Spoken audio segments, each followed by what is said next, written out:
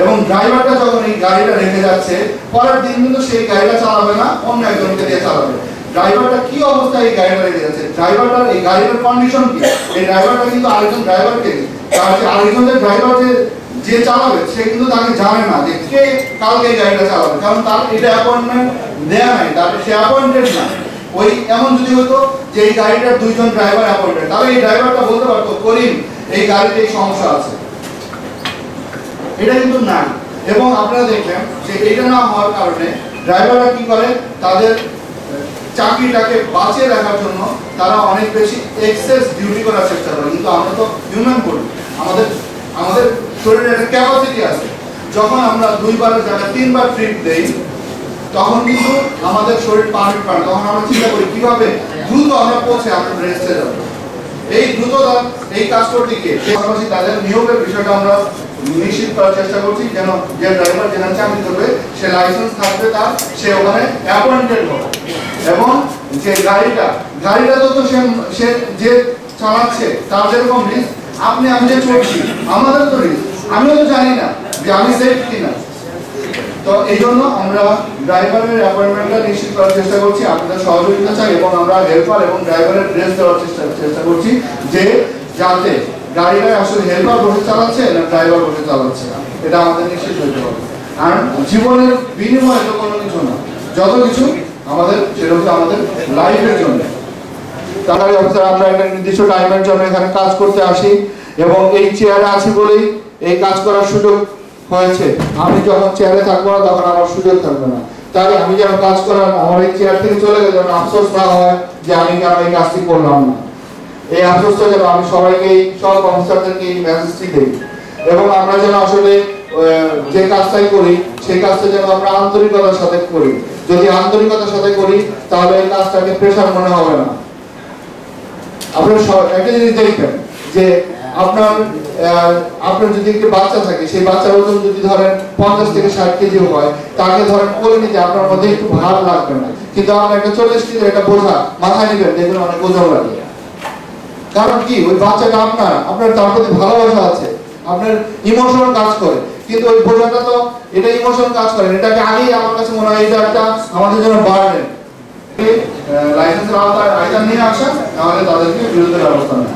কিভাবে দালাল মুক্ত করা যায়, হসপিটাল আমরা বিভিন্ন জায়গা থেকে আমরা দালালদেরকে অ্যারেস্ট করেছি, এবং আমরা চেষ্টা করে যাচ্ছি যে দালাল মুক্ত করার জন্য। ইতিমধ্যেই আপনারা বলতে পারবেন যে পাসপোর্ট অফিসটা আমার মনে হয় যে এখন অনেক বেশি সেবাধর্মী হয়েছে।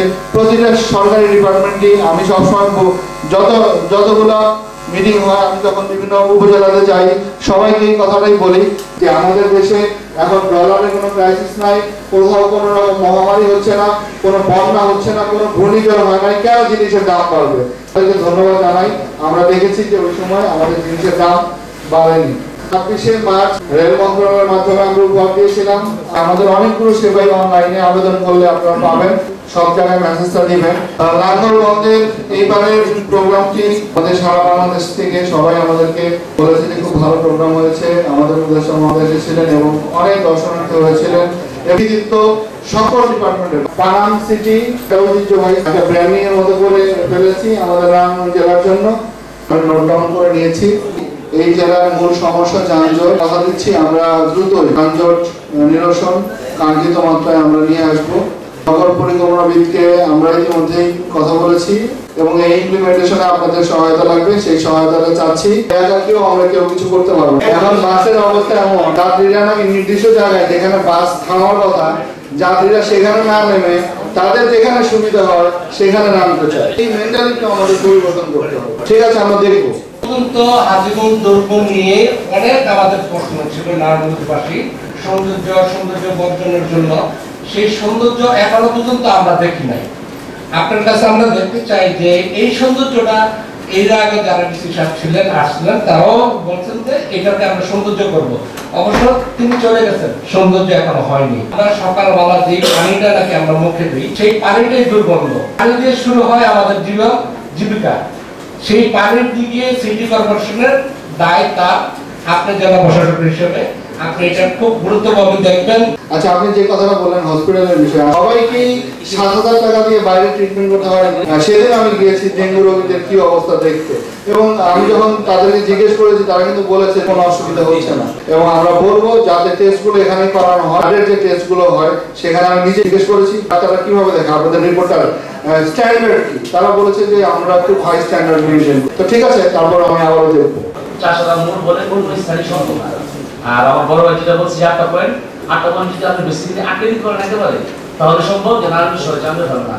বিভিন্ন কাভার ব্যান্ড যেগুলো রাখা চলার কথা ছিল সেগুলো এখন দিনের কথা আমি যখন ভিক্টোরিয়া হসপিটাল চিকিৎসা নিই, ডাক্তার মাহবুব সাহেব অর্থোপেডিক, উনি আমাকে 3 মাস যাবত মেডিসিন প্রয়োগ করতেছে।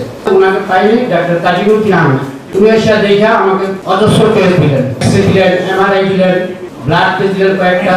একটা টেস্ট ব্লাড টেস্ট বাইরে করতে হয়েছে আমার 1400 টাকা ব্যয় করে, আর 2টা হসপিটালে করছি। আমি যে এক্সরে করে নিয়ে গেলাম, সে আমাকে বললো যে আমার হাতগুলো নাকি সব গুলো হয়ে গেছে। আমি তো আতঙ্কিত হয়ে গেছি, গণমাধ্যমে কাজ করছি কিভাবে। পরশুদিন ল্যাবের হসপিটালে আমি ওই এক্সরেটা আবার করেছি। এগুলো নিয়ে আমি আবার কালগুলোর কাছে যাবো। এই বিষয়টা আপনাকে আমি অবগত করলাম।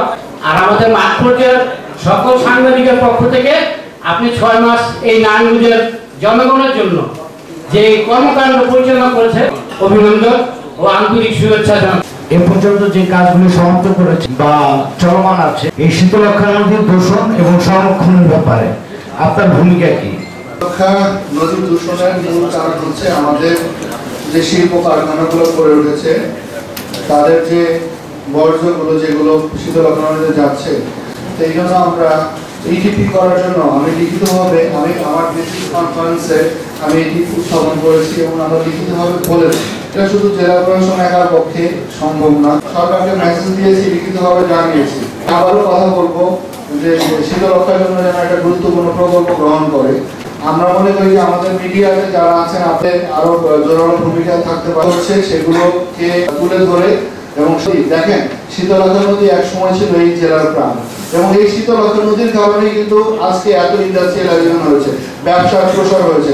কিন্তু আমরা কিন্তু শীতলক্ষাকে বাঁচানোর জন্য যে সময়ে আমরা ইনিশিয়েটিভ নেওয়া দরকার, সেই সময় কিন্তু আমরা নিতে পারিনি। চারপাশে যে ড্রেনটা আছে, ড্রেনটা ব্লকেজ হয়ে আছে।